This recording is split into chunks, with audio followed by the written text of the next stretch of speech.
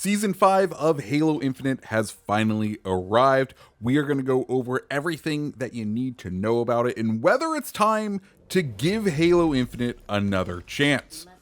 Let's dive in. So, like I was saying, Halo Infinite Season 5. Guys, I can't believe I'm about to say this, but I think 343 is back on track with this game. I may be wrong, but for once, they didn't have delays in their seasons. What they delivered in the season is a massive amount. In fact, let's just look at how much is in the patch notes. They had to put a table of contents. It looks like a syllabus I would get in a college class, and that's the patch notes for this season. The devs were hard at work, and it shows. And I think they are finally achieving the seasonality that was promised with Infinite, right? Halo Infinite, I think part of the concept is it's a Halo game we can play forever. It's a platform, it is a service because, you know, it's free to play. And credit where credit's due.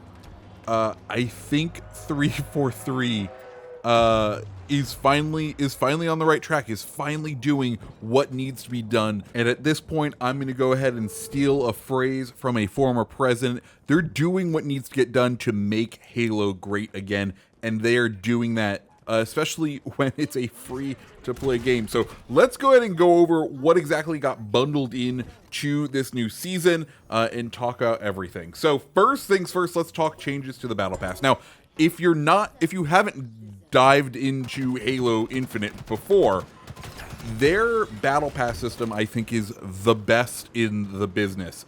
You just have to purchase a Battle Pass at the time the season is live, and then you can go back to it whenever you want. You fall out of love with the season, you get into a different game. Guess what? There is no rush in order to complete the Battle Pass.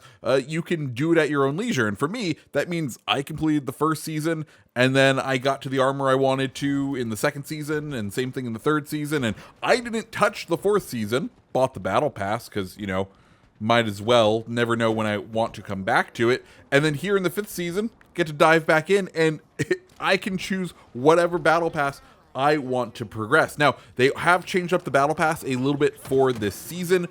They've gone ahead and bundled all of the free items at the front 20 tiers of the Battle Pass, which I think is fantastic. It means you know, people can dive in, they can try out Halo, they can consistently get unlocks for those first 20 ranks. They can feel what it feels like to, you know, have that sample of the full Battle Pass, and then if they choose to, they can continue dive on in and really dig their teeth into the Battle Pass. Beyond that, Halo Infinite, one of the other things that it was getting criticized for was the events it was running.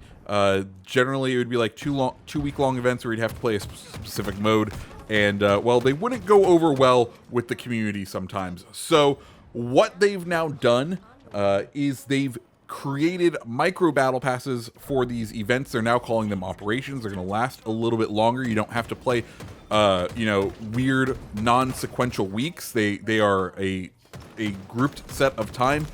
You can either choose to play through them and get all of the contents for 500, or you can buy the battle pass for 500 credits, or you can buy out that micro battle pass for 2,000 of the in-game credits, which comes out to be around $20. So about the cost of what is their base cost for a full set of cosmetics. And cosmetics, I think that allows me to dive in to one of the other major improvements / updates in Season 5, cross-core customization. It's been something that people have been wanting, and they've kind of rolled out I think one of the biggest things so far. I think last season they rolled out armor coatings, i.e. paint. This season, though, they've rolled out helmets, and let me tell you, it is great to be able to use whatever helmet you want on whatever Spartan. Yes, some of them can make it look goofy, but it is absolutely fantastic. It's what the player base has been asking for,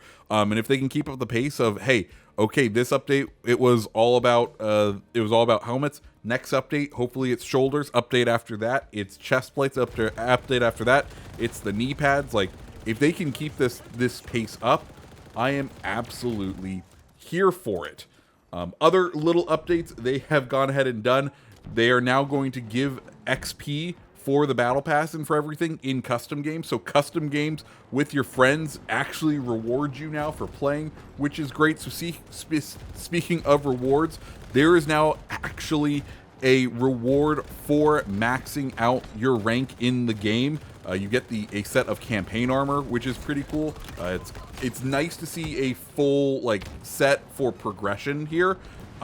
It was something that was very much criticized, that there wasn't a sense of progression really in the game other than the battle pass. Having it now that you progress towards the max rank, and the max rank gives you a highly desired set of armor, pretty freaking awesome. Beyond that, there are 2 new maps, Prism and Forbidden. Prism is in the mines where they mine the needles for the needler. It's a great color palette.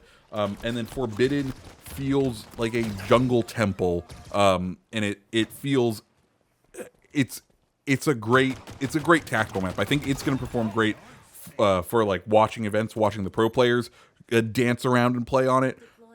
But either way, both the 4v4 maps are fun. But that's not the biggest update that is coming in Season 5. Forge is getting AI. We are getting Firefight in this season. It's not here on update day, but it is definitely something to get excited about. I cannot wait to play some Firefight.